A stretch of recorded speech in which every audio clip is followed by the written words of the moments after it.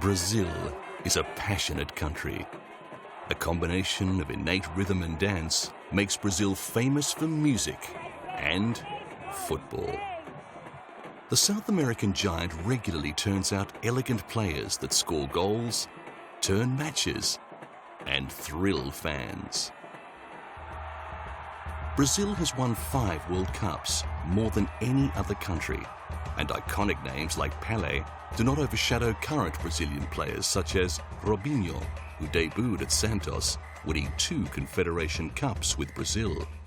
Ronaldinho, one of the most gifted of the current generation of players. And Ronaldo, nicknamed the Phenomenon, who won the FIFA Player of the Year award 3 times. But during the last decade, one player has emerged, establishing a reputation as a playmaker that continues to build. Kaka.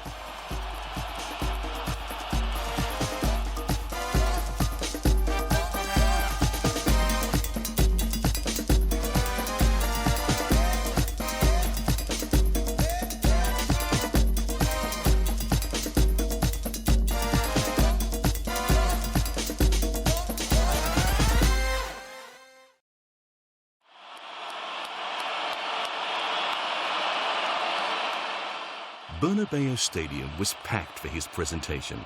Real Madrid had paid a record transfer fee in excess of 60 million euros.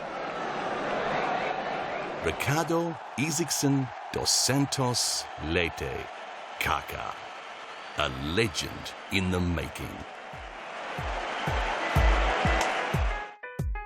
Kaka was born in Brazil's capital, Brasilia. He had a secure upbringing with parents Bosco and Simone and younger brother Digeo. When Kaka was 7 years old, the family moved to the sprawling metropolis of Sao Paulo. In Sao Paulo, he played football for neighborhood club Alphaville. When the team made the final, scouts from the professional club Sao Paulo spotted the young Kaka and offered an assignment. His younger brother Digeo showed promise too, and later was also offered assignment to the club. Although Kaka showed early skill with a round ball, he was fond of many sports, including swimming. Tragically, this attraction to the water led to a life-changing setback. A badly executed dive into a swimming pool resulted in a spinal fracture. The potential superstar faced the prospect of life in a wheelchair. The teenaged Kaka vowed that if he recovered completely, he would dedicate his life to his God. This was the start of his emblematic pointing to heaven. At 15, he signed a formal contract with Sao Paulo.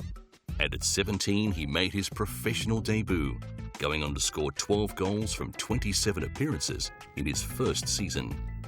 European talent scouts were watching, and soon he was wearing the red and black of Italian football powerhouse AC Milan. Now he was training with the big boys, and it would only take 1 month before he found his way into the starting lineup. He met the challenge. In his first season, Kaka scored 10 goals in 30 appearances for the Rossoneri. AC Milan had paid Sao Paulo an €8.5 million transfer fee. Next season, though, Milan lost that year's Champions League final to Liverpool. Kaka was voted the best midfielder of the tournament, and everyone was taking notice of the young Brazilian. Manager Carlo Ancelotti used him as part of the 5-man midfield, usually playing behind striker Andrei Shevchenko. Ancelotti said Kaka reminded him of Platini, part of the Magic Square, the French national team's midfielders from the 80s that combined with devastating effect. Brazilians said that Kaka played like greats such as Rey, Zico or Rivaldo, and Pelé said he was the new Johan Cruyff. Fans now realised that with Kaka, AC Milan had a rising star. Glamour players with crowd appeal are valuable assets. Not only do they win games, they sell merchandise. Kaka was great. Inzaghi was great. Everybody was great. Fans were buying Milan shirts emblazoned with the name Kaka, and a lot more of his time was taken up by off-field functions. AC Milan president and Italian Prime Minister Silvio Berlusconi described Kaka's €8.5 million transfer fee as peanuts. I've never seen a player so young do the things he does for us. With the acclaim came new responsibilities, but there were new opportunities for the young Brazilian as well. Milanello, 50 kilometres north of Milan, is the club's training centre. Regarded as Europe's premier sporting facility, it has 6 different pitches and a state-of-the-art gymnasium. The most brilliant players are worth nothing if they are sidelined through injury, so the club's fitness team use a training and monitoring program called Milan Lab. They monitor players' physical condition and can protect players returning from injury by specially tailoring their training regimen.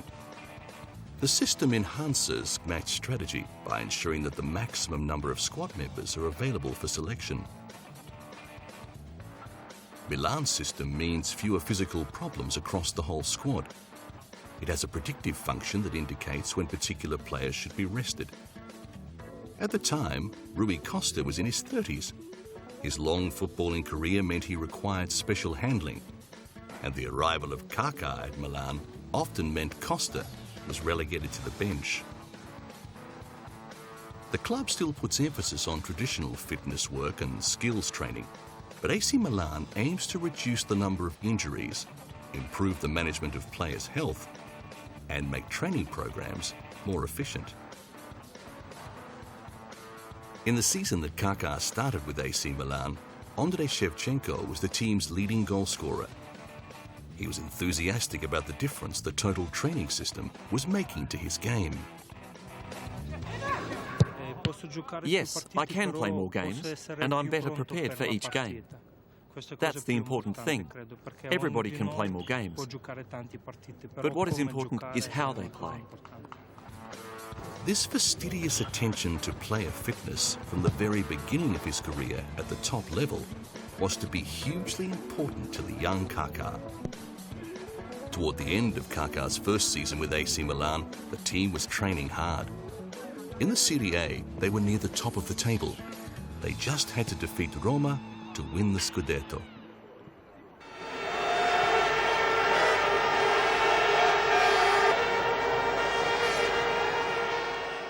The city of Milan celebrated in its typical, unrestrained manner. When he arrived at Milan, it was thought that Kaka would substitute for playmaker Andrea Pirlo. But the Brazilian forced his way into the starting lineup, and Carlo Ancelotti included both as attacking midfielders. The Shield helped heal the wound left by the club's quarter-final elimination in the Champions League. And the Rossoneri fans were desperate for glory. This was the club's 17th Scudetto, and it would take Milan several days to return to business as usual. We are invincible. We have been unlucky in the Champions League, but we got our payback with winning the Italian title. Winning Serie A meant that Rossoneri progressed directly to the UEFA Champions League group stage, and another chance at Europe's most prestigious trophy.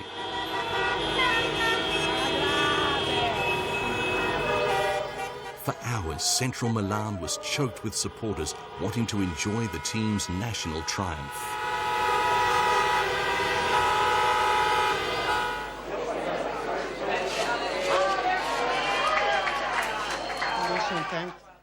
July 2004, and AC Milan launched its new strip in New York. The team was in America for a World Series exhibition match against Manchester United. Kaka's success with the Rossoneri propelled him further into the spotlight towards duties in the publicity arena. The event, held at Macy's Herald Square department store, sold thousands of the new shirts, and Massimo Ambrosini, Hernan Crespo, and Kaka was signing them. Today, this type of shirt with a Kaka signature is worth $1,000. The match against Manchester United was a 1-1 draw.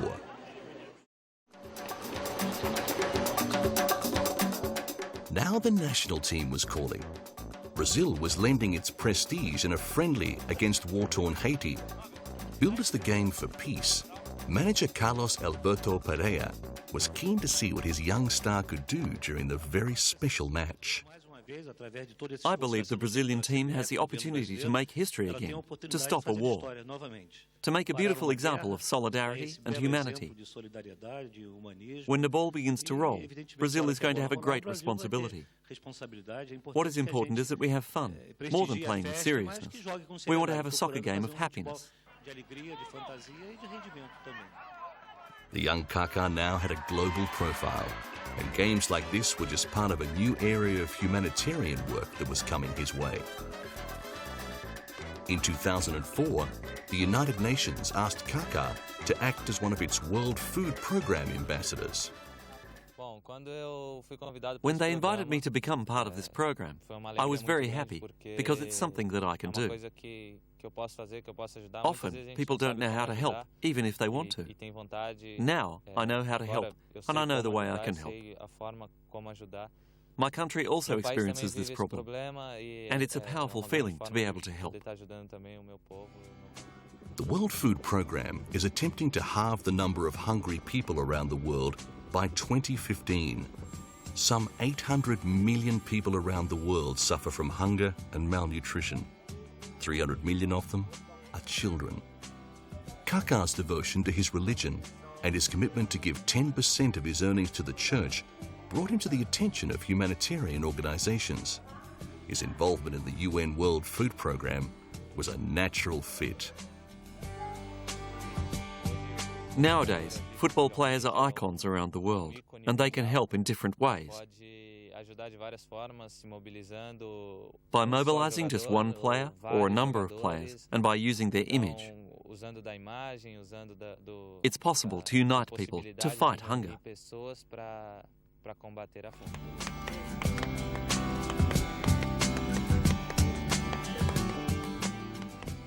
More Brazilian duties for Kaka in 2005. This time in preparation for a World Cup qualifier against Peru.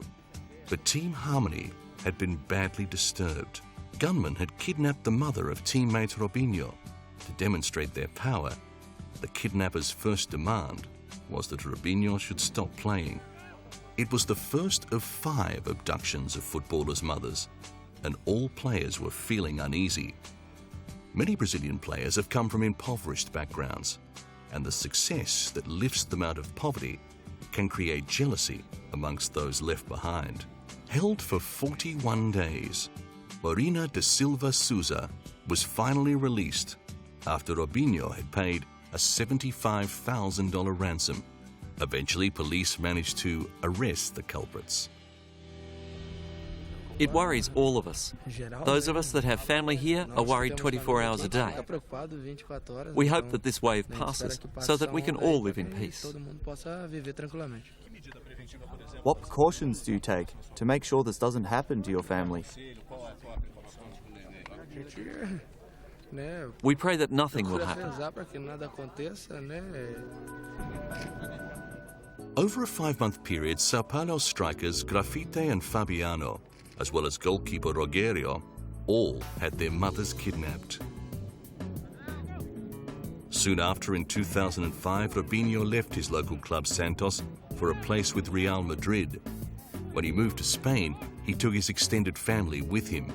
It marked an increase in the movement of high-profile players from Brazil to Europe.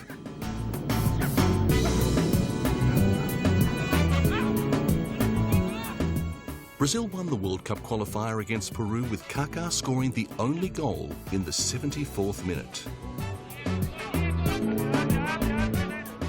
June 2005, and Brazil was preparing for the next World Cup qualifier, this time against Paraguay, followed 3 days later with a game against traditional rival Argentina.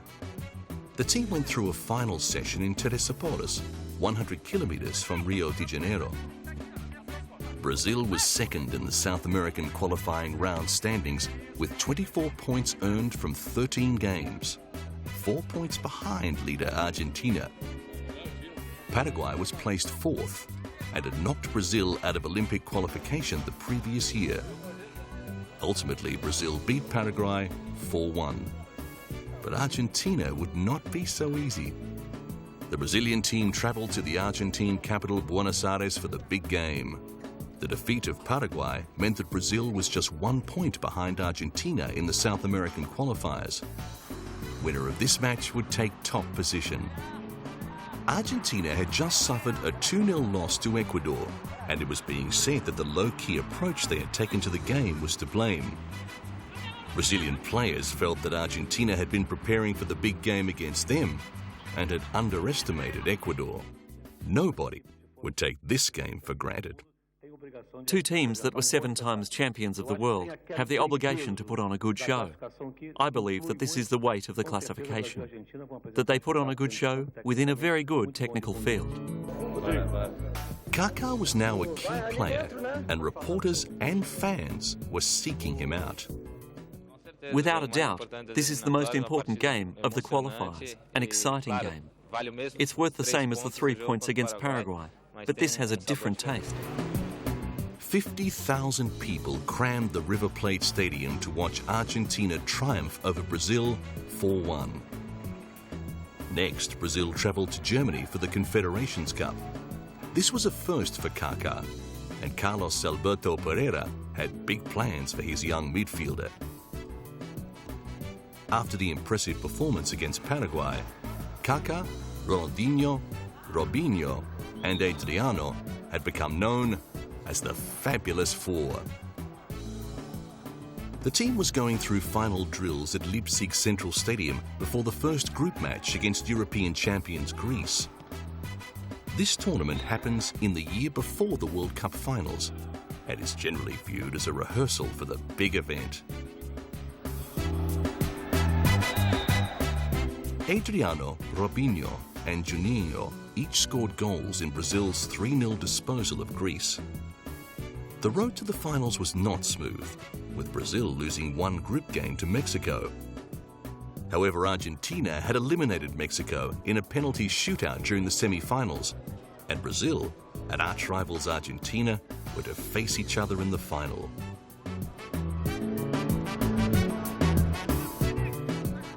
This would be a unique first Confederations Cup final between the two giants of the game in South America. Good work by the Fabulous Four meant that Brazil had an extra rest day, and all their top players would be available for the final at the Waldstadion in Frankfurt. Argentina were to go into the final without Javier Saviola, who picked up a red card. Adriano, Ronaldinho and Kaka all scored in Brazil's 4-1 victory. Late in 2005, crowds were gathering in a Sao Paulo street outside the evangelical Reborn in Christ church. Kaka was to marry his 18-year-old girlfriend, Caroline Silico. Around 600 guests were invited to the ceremony, and the bride and groom travelled to the reception via helicopter. The couple met in 2002 while Caroline was still at school. Silico, whose mother represents fashion house Christian Dior, wore a Christian Dior dress, while Kaka, who has a contact with Armani, was in a Giorgio Armani suit. Early in 2006, after a very brief honeymoon, Kaka was back with his Brazilian teammates. It was a World Cup year, and all attention was focused on the approaching tournament in Germany. The Swiss village of Weggis had been selected as a quiet retreat for the team, but the Brazilian supporters transformed the chilly mountain resort. The team was preparing for a final warm-up match against New Zealand, and the Brazilian travelling circus put on a typical welcome. Training sessions were relayed live to Brazil, and every player would be scrutinised by an 800-strong media army. The match against New Zealand went according to plan, with a 4-0 victory to the Samba Kings. Back in South America, Brazilians were going wild with anticipation, and across Rio, a special form of street art was emerging. The colours green and yellow were everywhere, with banners and streamers adorning public spaces. Decorating the streets for the World Cup is a tradition and a form of entertainment in many Rio communities. Families, friends and neighbours all come together for what is a labour of love. And between different areas, there's a friendly rivalry in trying to present the best World Cup enhancements. For most Brazilians, the biggest party is not Carnival, it's the World Cup. The country moves to the rhythm of the games. Business hours are adjusted so everyone can watch the matches and celebrate. Mother of 2 children, Gledas Poto, helped decorate her street. As an amateur cartoonist, she painted the players' faces on this wall. Residents all turn out to admire the work, and it draws communities closer. Neighbourhoods collect funds and organise the decoration, with everyone contributing according to their skills. Each street shows a different identity. Brazil has won the World Cup 5 times, more than any other nation. The theme in 2006 was 6. It says Road to the 6th. At the residents' request, some streets are closed off for a night while painters move in to decorate. Pavement, walls and telephone poles are all used, and in some cities there are formal competitions for the best work.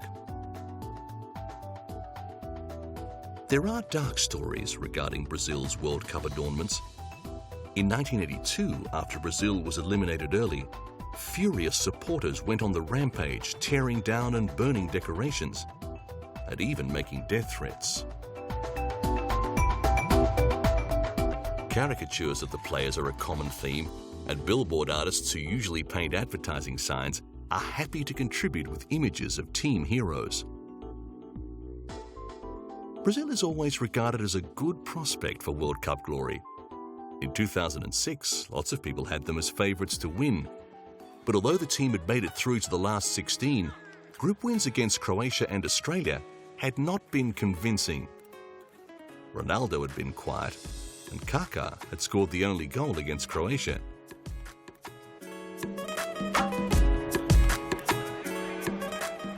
Reporters were critical of star Ronaldinho, saying that he played his best football for his club side, Barcelona. The twice World Player of the Year had so far failed to live up to his reputation in Germany. Carlos Alberto Pereira was reluctant to name the lineup for the round of 16 game against Ghana, and it was obvious that he was thinking of changes. Though Brazil had beaten Japan easily, nobody had been expecting the footballing superpower to be pushed so hard, so early in the finals tournament.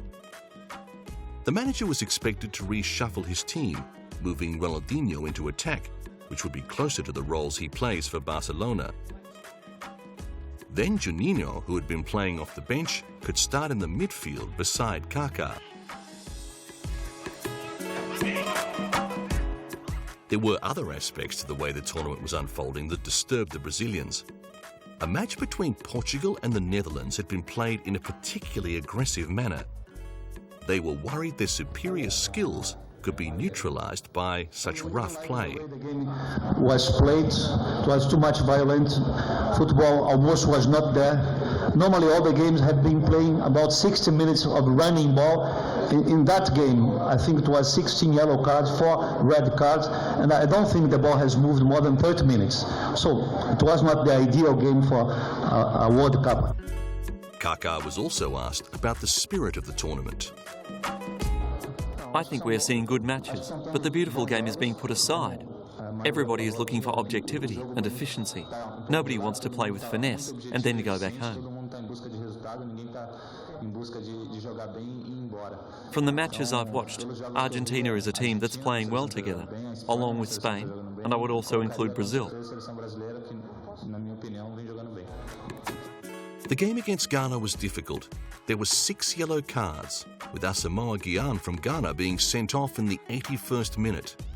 Brazil won 3-0, but the celebrating did not last long. They would now face France in the quarter-finals.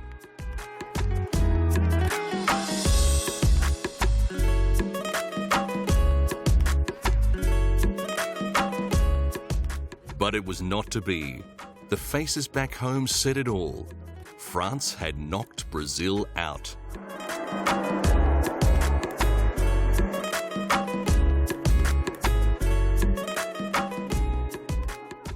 As the plane returned the Brazilian team to their home base, fans were still waiting behind barricades to glimpse their fallen heroes.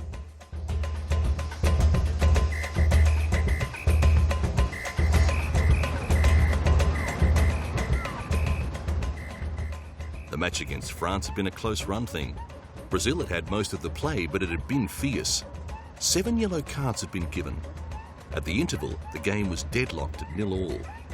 In the 57th minute, Thierry Henry kicked the only goal, sending Brazil home.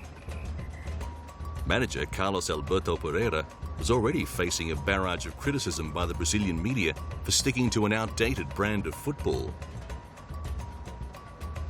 It was also suggested that he had not used the players available to him properly. After 2 more weeks, he tendered his resignation, which was accepted. Key attacking player Ronaldo had only scored once in the tournament, while Ronaldinho had not scored at all. Fans still believed that their team was the best in the world, but were turning against the manager as well.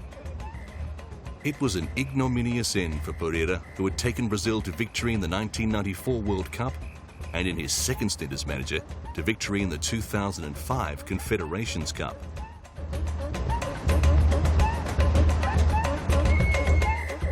Back at the team hotel, about 500 fans gathered outside as the bus made its way along the street. Some had come to cheer, but most were still cheering their beloved team.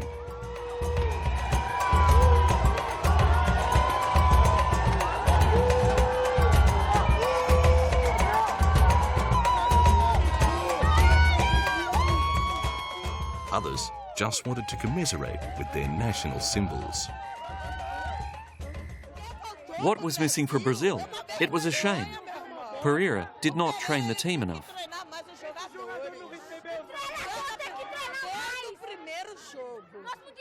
Since the first match, we could have realised that Brazil was not well prepared to win this World Cup. The sense of Brazilian pride was still in the air. If anyone can draw the limelight from Kaka, it's his Brazilian teammate Ronaldinho. They both play big parts at top clubs. Though they have different styles, people draw parallels between the two superstars because they are match winners. Ronaldinho is known for his runs, passes and feints, while Kaka's shooting and his ability to perform under pressure change games. Ronaldinho speaks well of his Brazilian teammate. Kaka is a magical footballer who creates moments of inspiration. As well as being a superb passer of the ball, he can run past players, shoot and score. And Kaka thinks highly of Ronaldinho. Ronaldinho on the ball is different from all others. He can put the ball wherever he wants. I'd like to have that quality. After the 1994 World Cup, football aficionados started claiming that the beautiful game had ended. But players like Kaka and Ronaldinho, with their flamboyant, surprising styles, have stopped talk about the demise of the beautiful game. The friends' careers have striking similarities. For 2006, FIFPro, the worldwide organisation for professional football players, voted Ronaldinho as the best player for the 2nd year running. He shared his thoughts on several players who could grab the top position in the following year. First, Lionel Messi. Without a doubt, he's doing very well right now, growing with every game he plays and every new month. Leo has many qualities. For me, they would start with his speed while on the ball. I love players who always look to dribble the ball, take on men one-on-one. That, for me, is one of the main weapons he has as a player. Champions League finalist Steven Gerrard was another who caught Ronaldinho's eye. The Liverpool captain is considered to be one of the world's best midfielders. Yes, that's the way I think about him. He has a huge impact. For me, in the position he plays, he's one of the very best in the world. For the job he performs, for me, he's one of the greatest. Portuguese winger Cristiano Ronaldo had already won the English PFA award, and Ronaldinho admired his skills. He's another very great player. Very young too, but with a style of playing that I really love. For me, he's one of the footballers who has been in the best form recently. And finally, his Brazilian teammate Kaka. Kaka is in brilliant form now. He's reached the final and been playing so well. So it's a real joy for me to see him in such form. Every year he seems to improve. Every year that goes by he's learning more and more. Each year he's improving a lot.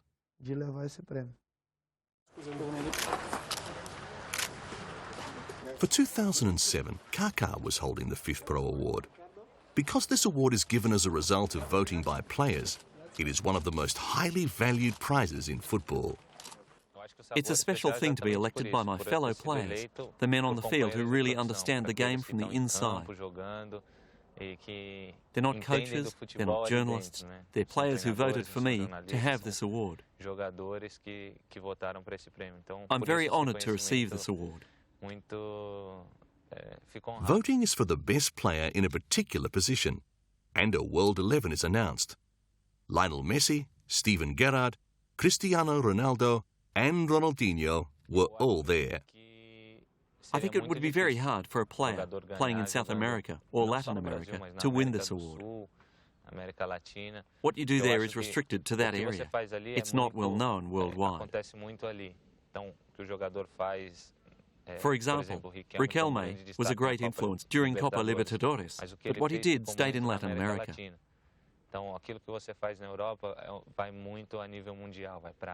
What he did in Europe was appreciated by a much wider audience. Asia, Japan, the Middle East, worldwide. That's why the Champions League is so important. The Ballon d'Or is an annual award presented to the person judged best player of any nationality and from any club around the world. A panel of 96 international journalists chose their top 5 players, and for 2007, Kaka received the trophy.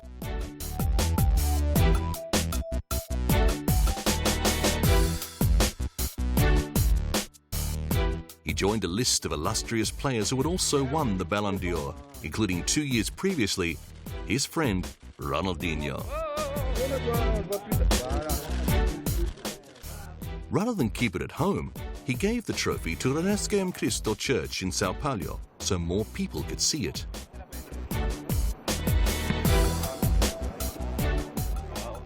April 2007 saw Kaka's AC Milan in Munich for the second leg match in the quarter-finals of the UEFA Champions League.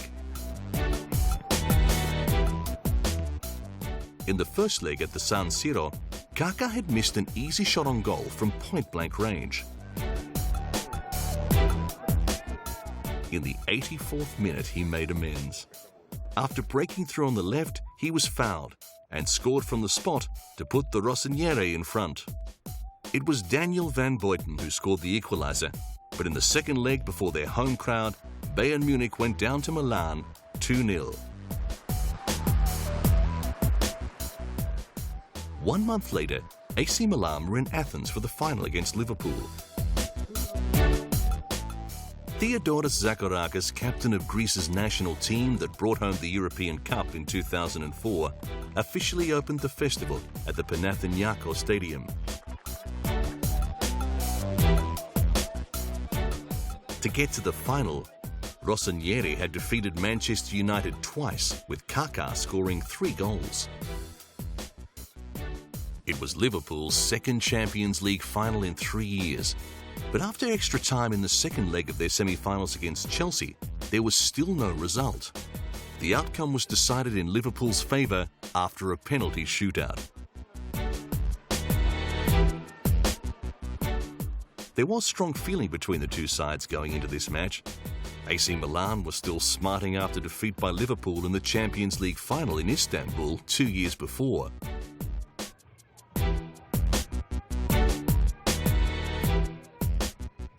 Fans were arriving from across Europe, and some were willing to pay big money for tickets. Prices as high as 10 times the value were being asked, and were being paid. The match would be at Athens' new Olympic Stadium with a capacity of close to 75,000. For the thousands that would not be able to find tickets, Athens had provided several areas with big screens. The warm weather suited the Liverpool fans' fondness for refreshment, and the pre-match festivities around Syntagma Square continued to build in intensity. Both Milan and Liverpool arrived 2 days before the game and would have separate training sessions at the Olympic Stadium. For security reasons, both teams were staying in hotels in southern Athens, away from the activity in the heart of the city. Fans established rival areas on opposite sides of the main square where they sang team songs. The rivalry was generally good-natured. Both fans were confident of a win, with Milan fans saying it would not be a repeat of Istanbul in 2005 where Liverpool won on penalties. At half-time, Milan had been in front 3-0. Amongst Rossoneri fans, support for Kaka was prominent. I remember very well Istanbul. Tonight, the fans Liverpool will remember very well Athens. Many of the fans without tickets would spend the evening watching the match in their hotels or bars and cafes. At the Olympic Stadium, Liverpool trained first. Both Liverpool and AC Milan had been prominent since the Champions League's earliest days in the 1950s. Going into this match, Liverpool had won the title 5 times, and AC Milan had won it 6 times. Liverpool had earned the right to play in their traditional red strip, while AC Milan would play in their white away strip. Every time Liverpool had won this cup, they were in their home strip and had been playing against a team wearing white. At the pre-match press conference, Rafael Benitez said the clubs knew each other well. His team would stick to its zonal defence and would not single out individuals to mark opponents. I think it will be tough, no? You know, always the finals, the last final 2 years ago was amazing, no? And for me, it was the best final in the history of this competition. No? Then I don't think that we will see a game like this. If you say to me, you want to see this kind of game, if the final score is the same, yes. But if not, I will need a doctor. No, then I prefer to think about it will be a tough game, difficult game for both, and okay, we will see. I don't think that we will see a lot of goals. The Liverpool team was very aware that so far in the tournament, the highest scorer was Kaka. Not only had he put the ball into the net 10 times, but he had had a hand in many other goals as well. Liverpool's Norwegian midfielder Jean-Arne Riis, who had played in the 2005 victory over AC Milan, was asked about Kaka. He's the top scorer of Champions League. He's one of the best players in the world, but we are thinking about ourselves first of all, and then we know Milan got great players who can finish the game off. So it's not only about Kaka, but obviously we have to try our best to stop him as well. For the Milan team seeking a different outcome to their last Champions League meeting with Liverpool, the stadium was considered lucky. It was here that the Rossoneri had beaten FC Barcelona 4-0 in the 1994 UEFA Champions League final.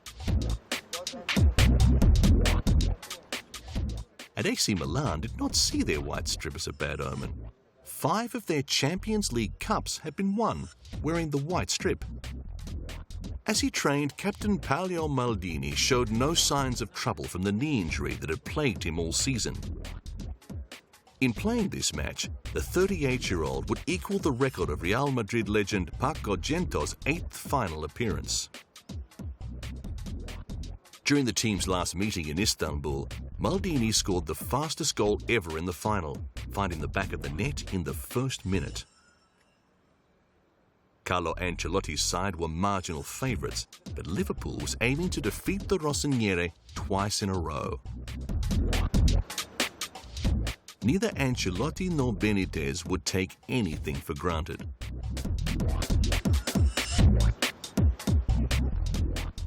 On the evening of May 23, 2007, the citizens of Milan gathered around big screens in the Cathedral Square. They were keen to see their team make amends for the Istanbul defeat.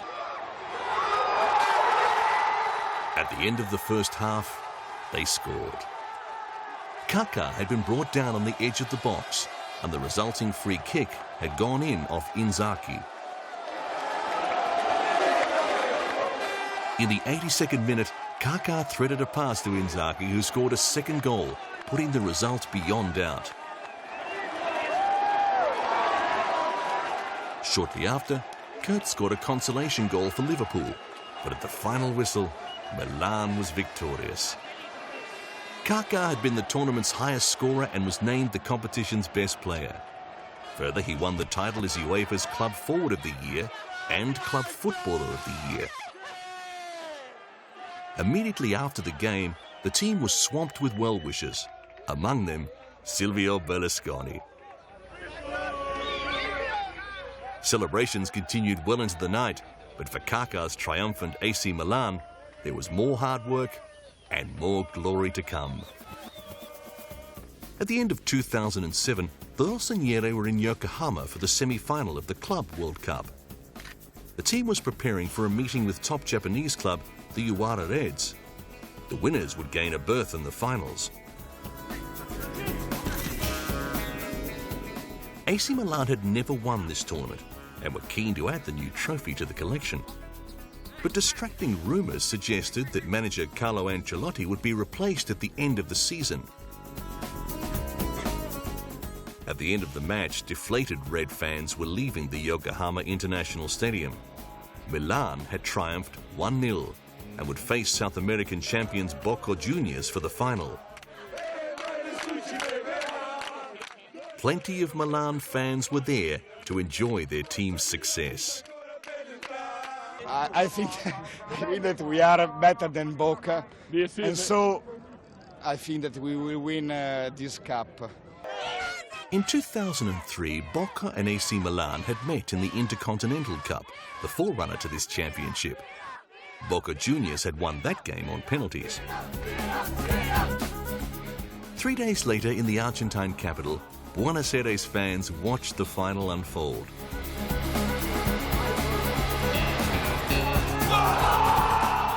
Rodrigo Palacio had just scored the equaliser for Boca, and at half-time, scores stood at 1-1. For a country like Argentina that supplies so many of the world's top players, this was a rare occasion to have a local team go head-to-head on the international stage. But in the second half, things did not go Boca's way. At the final whistle, Milan were 2 goals in front and had taken the World Club Cup 4-2. Stunned Boca fans graciously showed their appreciation of a very open match. Kaka again demonstrated that the beautiful game was still alive. After scoring 1 goal and playing a major role in 2 of his team's other goals, Kaka was named man of the match. Ever since I was a child, I've watched this championship. We all prepared well this week, the whole squad. It was important to arrive in Japan early. I believe this was a result of good preparation. Unusual applause at the press conference. I think we can finally erase the bitter memories of losing to Boca in 2003 with this nice victory. Kaka delivered a wonderful performance, and the fact that he won this year's Ballon d'Or gave him an extra incentive. Tonight, especially in the second half when he had more space, he proved to be decisive.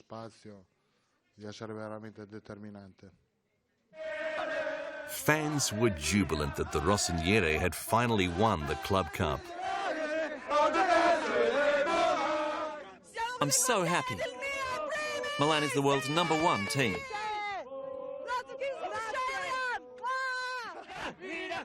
And Milan's Japanese supporters were celebrating in Italian style. Soon back in Milan, Kaka's incredibly high profile had triggered a new round of rumours about the champion's future with the Rossiniere. Giorgio Armani, who had a fashion contract with the glamorous Kaka, said he would rather see the club sell the rest of Milan than part the young icon who had become so linked to Milanese culture. Kaka said he was very happy at AC Milan and that he wanted to grow old at the club. But everyone realised that Kaka was worth a great deal and that his club just might be tempted to cash in. If they did, there was little he could do about it. Stories about a £100 million transfer offer from English club Manchester City had not been denied, but Carlo Ancelotti was adamant that he did not want to lose his important playmaker. For the rest of his career at AC Milan, rumours about big money offers continued, and it became clear Kaka wanted to remain loyal to his club, but that might not be enough to keep him there. Finally, in mid-2009, the story broke in the Spanish press. AC Milan had accepted an offer in excess of €60 million, a new record. Kaka was going to Real Madrid. His new home would be the Bernabeu Stadium. Soon after, crowds were flocking to the stadium, not to see a match, but to be introduced to Kaka. Devout Christians were showing their appreciation. 40,000 fans flooded into the Bernabeu to see their club's expensive new acquisition. It was party time at Real Madrid.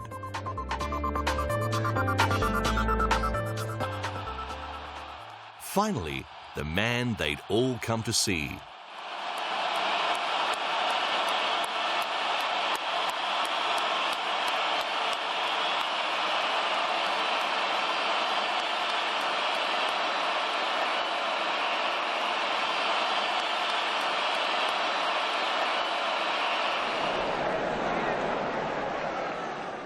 And the shirt they knew they'd be seeing amongst the action.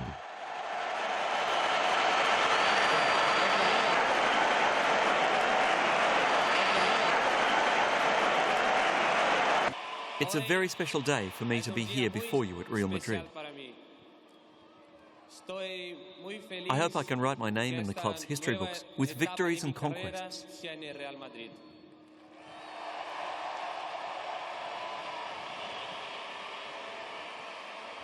Mio deseo es tener mi nombre en la historia de este club con tantas victorias y conquistas.